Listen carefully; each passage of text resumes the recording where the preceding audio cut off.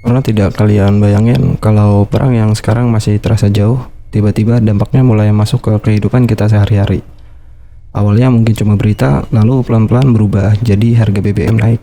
Bahkan pokok mahal dan ekonomi mulai terasa berat. Yang kita bikin khawatir semua itu bisa terjadi tanpa kita sadari. Dan datangnya nggak sekaligus tapi bertahap. Dan kalau perang ini terus meluas, risiko bukan cuma soal konflik antar negara, tapi bisa berubah jadi krisis yang menyentuh hampir semua aspek kehidupan kita. Pertanyaannya, apakah kita benar-benar siap menghadapi skenario terburuk itu? Tonton videonya sampai habis dan jangan di-skip karena yang akan kita bahas bisa mengubah cara kalian melihat situasi dunia saat ini.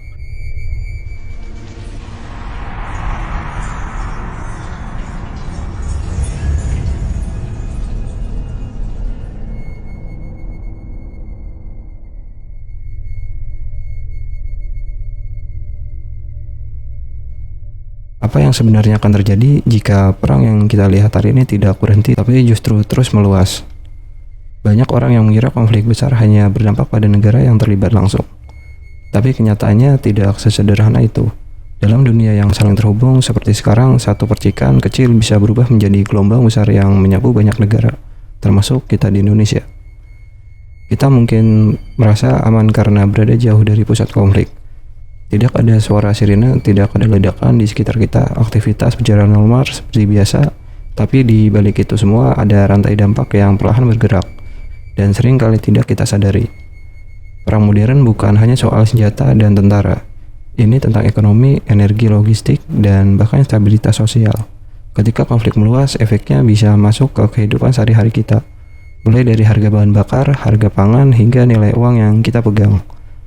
Yang jadi pertanyaan sekarang bukan lagi apakah dampaknya akan terasa, tapi seberapa besar kita siap menghadapinya. Dan inilah bagian yang paling mengkhawatirkan.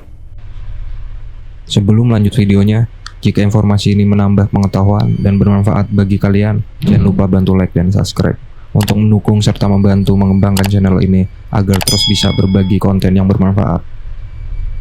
Karena jika skenario terburuk benar-benar terjadi, banyak negara termasuk kita mungkin belum sepenuhnya siap menghadapi gelombang krisis yang datang secara bersamaan.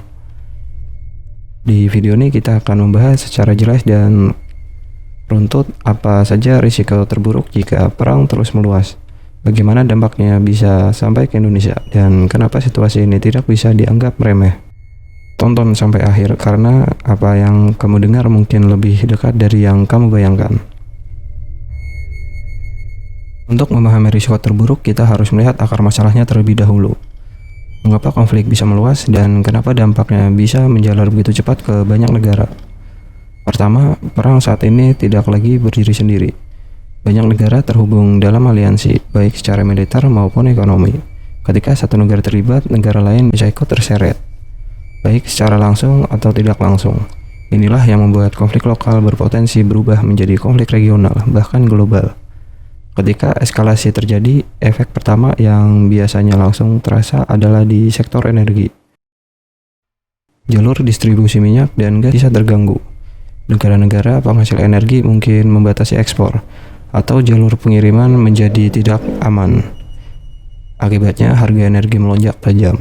Kenaikan harga energi ini tidak berhenti di situ. Dampaknya merambat ke berbagai sektor. Biaya transportasi naik, produksi barang menjadi lebih mahal, dan akhirnya harga kebutuhan sehari-hari ikut meningkat. Inilah yang kita kenal sebagai inflasi yang dipicu oleh krisis global. Masalahnya, inflasi seperti ini sulit dikendalikan karena penyebabnya bukan dari dalam negeri, tetapi dari kondisi global yang tidak stabil. Pemerintah bisa mencoba menahan dampaknya, tapi ruang geraknya terbatas. Kemudian risiko berikutnya adalah gangguan rantai pasokan global. Banyak barang yang kita gunakan sehari-hari berasal dari berbagai negara, mulai dari bahan baku, komponen, hingga produk jadi. Jika jalur perdagangan terganggu atau negara-negara mulai membatasi ekspor, maka ketersediaan barang bisa menurun. Ketika pasokan berkurang dan permintaan tetap tinggi, harga akan naik, dan beberapa kasus bahkan bisa terjadi kelangkaan. Ini bukan hanya soal barang mewah, tapi juga bisa menyentuh kebutuhan dasar seperti pangan dan energi. Selanjutnya kita masuk ke sektor keuangan.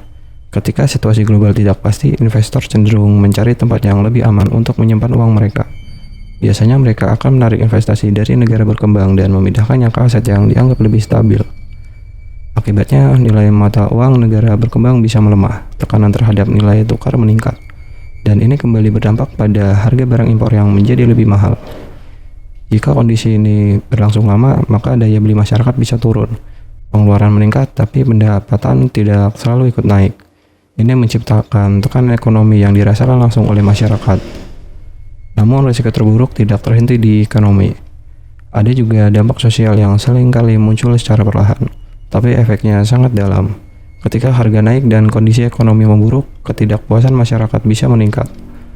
Jika tidak dikelola dengan baik, ini bisa memicu ketegangan sosial. Selain itu, ketidakpastian global juga mempengaruhi stabilitas politik.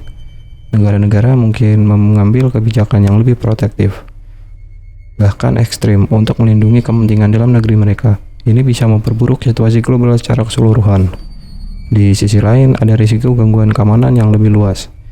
Jika konflik meluas ke wilayah strategis, jalur perdagangan internasional bisa terganggu secara besar-besaran. Laut, selat, dan jalur logistik utama bisa menjadi area yang tidak aman. Bagi negara seperti Indonesia yang sangat bergantung pada perdagangan internasional, kondisi ini bisa menjadi tantangan serius. Ekspor terganggu, impor terhambat, dan aktivitas ekonomi bisa melambat. Dan yang sering kali tidak sadari, semua ini bisa terjadi secara bersamaan. Kenaikan harga energi, gangguan pasokan, tekanan mata uang, hingga ketidakstabilan sosial. Semua saling terhubung dan saling memperkuat. Inilah yang membuat skenario terburuk menjadi sangat kompleks dan sulit dihadapi. Yang lebih mengkhawatirkan, dampak ini tidak selalu datang secara tiba-tiba.